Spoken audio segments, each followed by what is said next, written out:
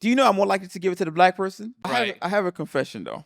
But I also have a question. Here's my confession. When I was running my company, right? If I had a black person and a white person and they both brought the same level of expertise, Yes. do you know I'm more likely to give it to the black person? That's where I'm going. That's why I was coming. I was coming a little bit. But my reason, right? Because he doesn't get the same opportunity. Because I know that he's not going to get the same opportunity somewhere else. Now, common for a lot of people. After that confession, I want to ask you guys a question, right? Because I want this to be very, very beneficial for our audience. In the world that we live in, assuming that you have all the qualifications and you can do everything that is required for that position, that business, whatever, right? How do you overcome that?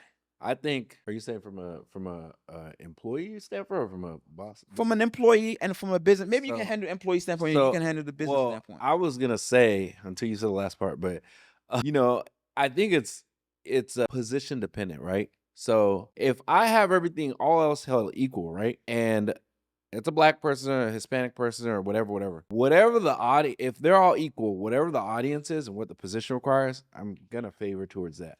So if the audience is whatever, or the market is this, and they're all equal, I'm going to pick someone who can identify with them more. It's not wrong. That's why it didn't make sense to me in the situation with the NFL, because I'm like, are your players I think it's like 80% minorities. So it's like, that's how I am. So if I'm in a different situation and it's like the opposite, then I'm going to go with the majority if I have to make that call, essentially. Although it may not be fair and the minority are going to be not represented in that, but if all else held equal and they're all equal, maybe I would say 4 out of 5 times I would go with whatever the audience demands.